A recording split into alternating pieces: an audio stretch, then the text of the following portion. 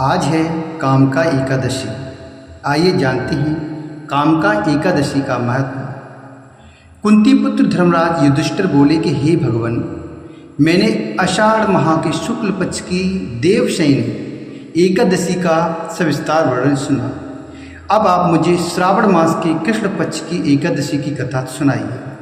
उस एकादशी का नाम क्या है तथा इसकी विधि क्या है? इसमें कौन से देवता की पूजा होती है? भगवान श्री कृष्ण बोले, हे राजन, इस एकादशी की कथा कहता हूँ, उसे ध्यानपूर्वक सुनो। एक समय इस एकादशी की पावन कथा को भीष्म पितामह ने लोक हित के लिए नारद जी से कहा था। एक समय नारद जी ने पूछा कि हे पितामह, आज मेरी श्रावण के कृष्ण पक्ष की एकादशी की कथा सुनने की इच्छा है, अतः अब आप एकादशी की व्रत कथा विधि पूर्वक कहिए। भीष्म पितामह नारद के वचनों को सुनकर बोले कि हे नारद जी, आपने मुझसे अत्यंत सुंदर प्रश्न किया है। आप ध्यान लगाकर सुनिए। श्रावण मास के कृष्ण पक्ष की एकादशी का नाम कामका है। एकादशी की कथा के सुनने मात्र से ही वाजपेयी यज्ञ का फल मिलता है।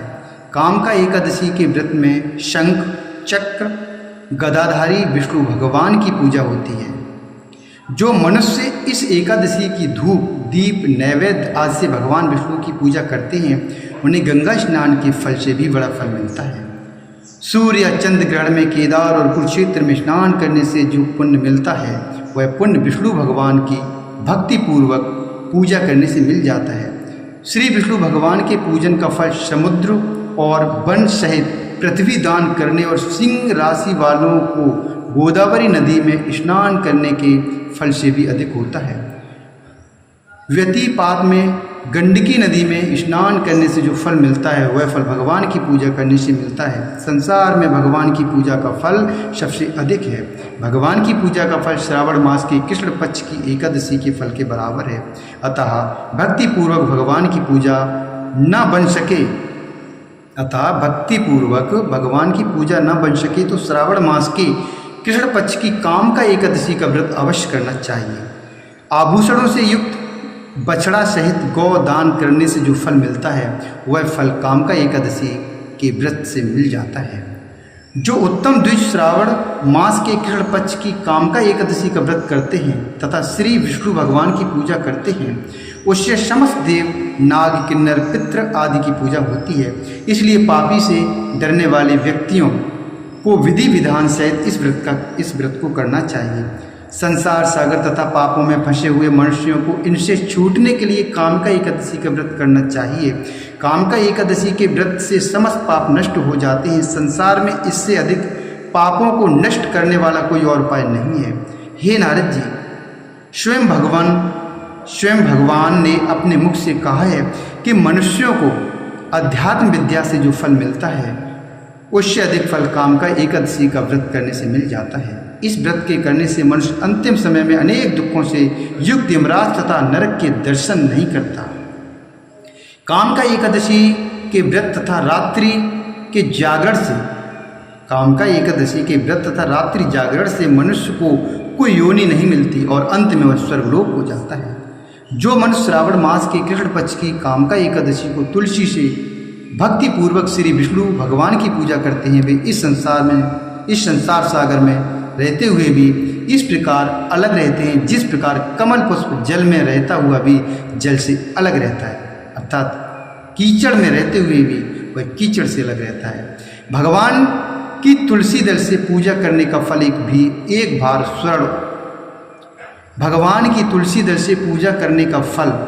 भार स्वर्ण और 4 भार चांदी के दान के फल के बराबर है। श्री विष्णु भगवान रत्न, मोती, मणि आदि आभूषणों की अपेक्षा तुलसी दल से अधिक प्रसन्न होते हैं। जो मनुष्य भगवान की तुलसी दल से पूजा करते हैं, उनके समस्त पाप नष्ट हो जाते हैं। हे नारद जी, मैं भगवान की अत्यंत प्रिय श्री तुलसी जी को नमस्कार करता हूँ। तुलसी जी के दर्शन मात्र से मनुष्य के समस्त पाप नष्ट हो जाते हैं और शरीर के स्पर्श मात्र से मनुष्य पवित्र हो जाता है। तुलसी जी को जल से स्नान कराने से मनुष्य की समस्त यम यातनाएं नष्ट हो जाती हैं। जो मनुष्य तुलसी जी को भक्तिपूर्वक भगवान के चरण कमलों में अर्पित करता है उसे मुक्ति मिलती है। जो मनुष्य इस कामका एकादशी की रात्र को जागरण करते हैं और दीप दान करते हैं उनके पुण्यों को लिखने में चित्रगुप्त भी असमर्थ है। जो मनुष्य एकादशी के दिन भगवान के सामने दीप जलाते हैं उनके पितृ स्वर्गलोक में शुद्धा का पान करते हैं, शुद्धा अर्थात अमृत का पान करते हैं। जो मनुष्य भगवान के सामने घी या तिल के तेल का दीपक जलाते हैं उनको सूर्य लोक में भी सहस्त्रों दीपकों का प्रकाश मिलता है। प्रत्येक मनुष्य को इस एकादशी का व्रत अवश्य करना चाहिए। इस व्रत के करने से ब्रह्म हत्या, ब्राह्मण हत्या आदि के समस्त पाप नष्ट हो जाते हैं और इस लोक में सुख भोग कर अंत में विष्णु लोक को जाते हैं। इस कामका एकादशी के महात्म के श्रवण व पठन से मन स्वर्ग लोक को जाते हैं। बोलिए श्री हरिनारायण भगवान की जय।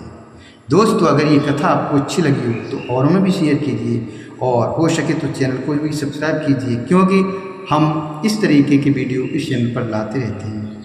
जय श्री हरि, राधे राधे।